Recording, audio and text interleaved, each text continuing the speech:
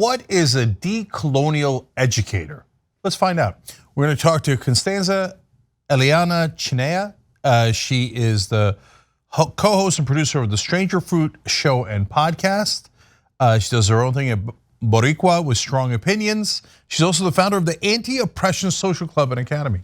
A lot to talk about there. Welcome.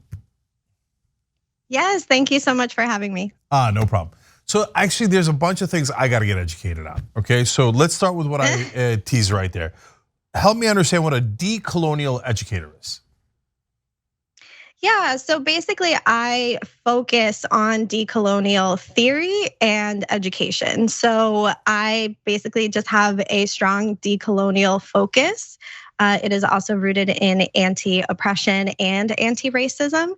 And essentially I try to kind of dismantle a lot of colonial notions that people might have that have come from either history being whitewashed or internalized anti-Blackness in people of color in particular, like brown and indigenous folks.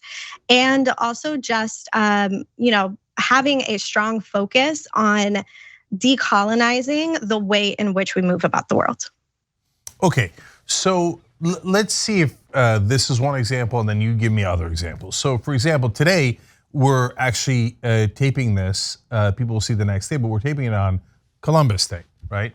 So I was decolonial educated in that when I was a kid, I was taught in school in America that Christopher Columbus was a hero and he was awesome and he found America. Otherwise, America was just gonna float away and we were never gonna find it and nobody else had ever found it, right? And then as a grown up, I put childish things aside. I read what Columbus actually did. Oh my God, it was horrific. It was terrible. So is that what we're talking about here? Understanding what actually happened in history? Yeah, and it also goes beyond understanding what happened in history. So that's a really great start. That's kind of the most basic form of decolonial education is having a proper understanding of how history actually went down. And in a lot of ways, it's kind of decentering whiteness because a lot of our history is really Western and European centered. And we know that white supremacy is kind of a part of that. And so that's the very basic level of decolonizing history. But history isn't the only thing that needs to be decolonized because of colonization kind of continuing on in modern day. There's so many things that happened as a repercussion of European colonization across the world. I believe that Europe colonized about 90% of the world. And that has been internalized by both people of color, by white folks, by literally everybody. And so a lot of those repercussions really show up by way through capitalism. For instance, the skin whitening industry is worth billions and billions and billions of dollars. And all of that stems from European colonization, wanting to whiten society. And so a lot of people of color have really internalized that across the world. And now we have a billion-dollar industry selling whitening products, whitening creams. Doctors make an entire business out of whitening procedures. And those are the types of things that have happened since 1492. And in a lot of ways, most people don't realize that a lot of the things that we have internalized come and stem from that original colonization. And so we think of colonization as a physical thing that happens to us, but we don't necessarily think of it in as a way of a mindset. And that's what decolonial education tries to dismantle.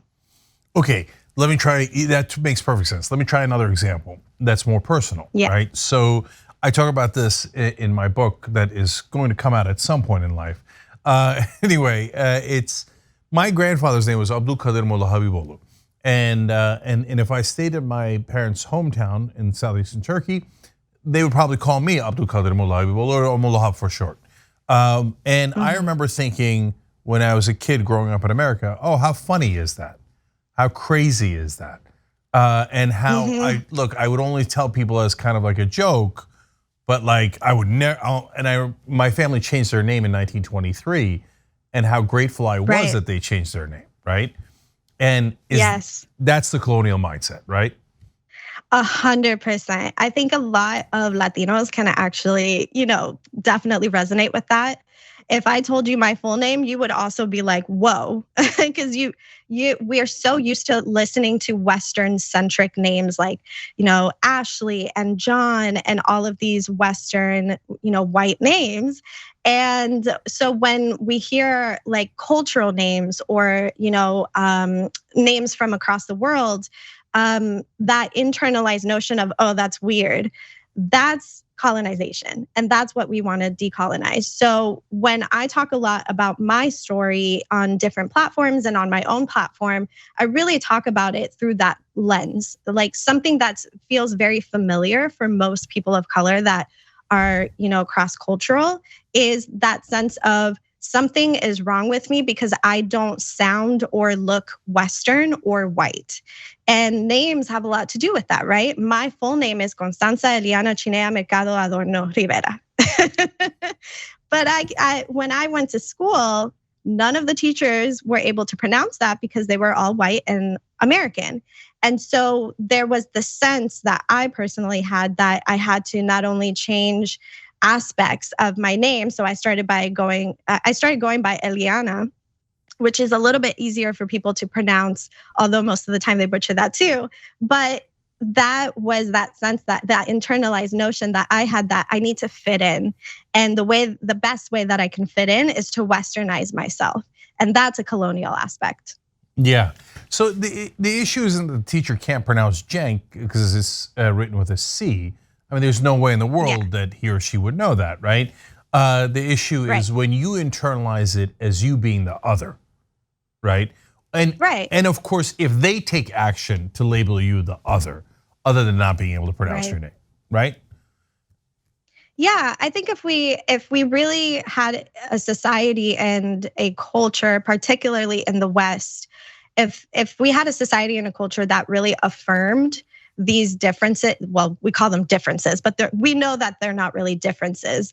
But if we really affirmed not just kids, but just people who have a different culture, a different way of being, a different way of thinking, different types of food, different types of names, rather than tried to scoff at it or tried to, say, oh, I can't pronounce that, so I'm just gonna, give you a nickname, which happened to me a lot growing up. If we stopped doing that and we really affirmed people and we really just took the extra, 10 seconds to learn how to pronounce somebody's name, or the extra 10 seconds to learn, how to actually affirm what that means to that person, we would start decolonizing a lot faster and a lot quicker. But instead, we have a culture that, believes in the Trump era and believes that, people who are othered deserve to be ostracized and that they deserve to be segregated from everybody else.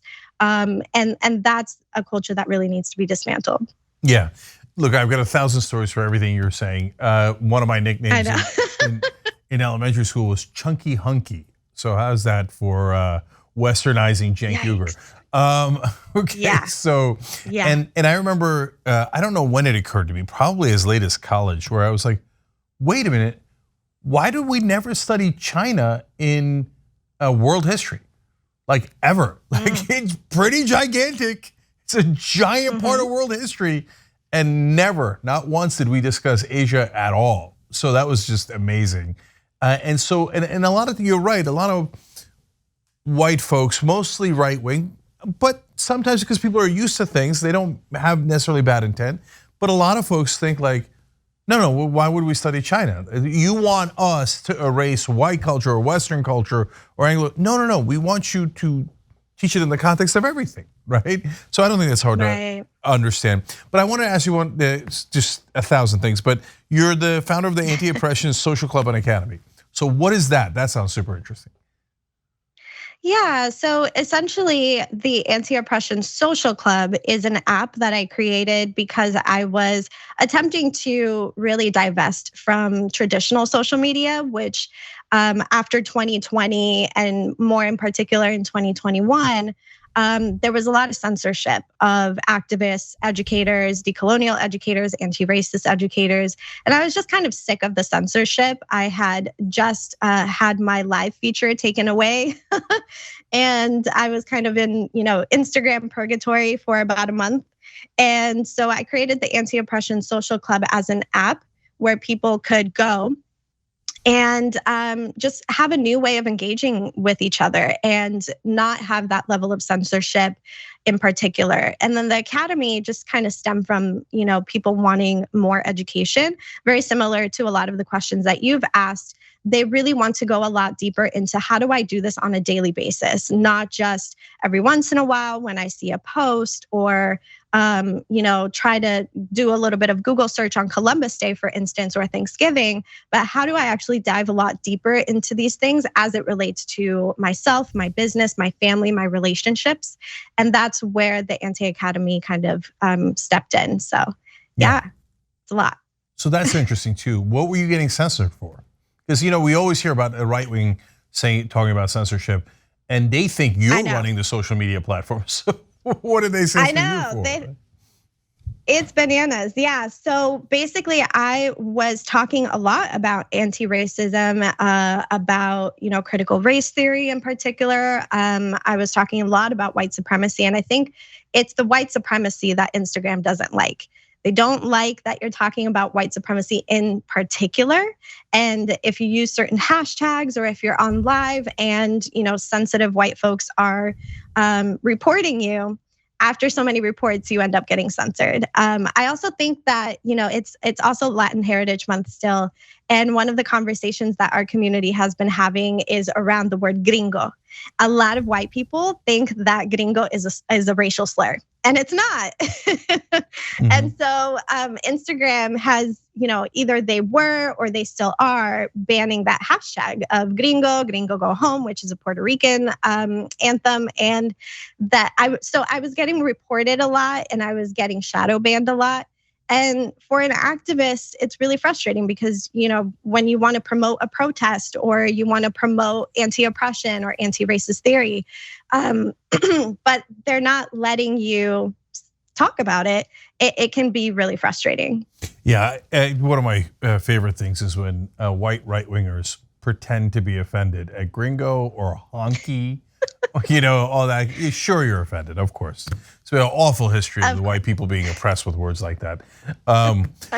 Anyways. There's so many laws against gringos in particular, right? Yeah. You could only take 3/4 of the island, but you have to leave 1/4 of the island to us. Those kind of oppressive laws, right? Exactly. All right.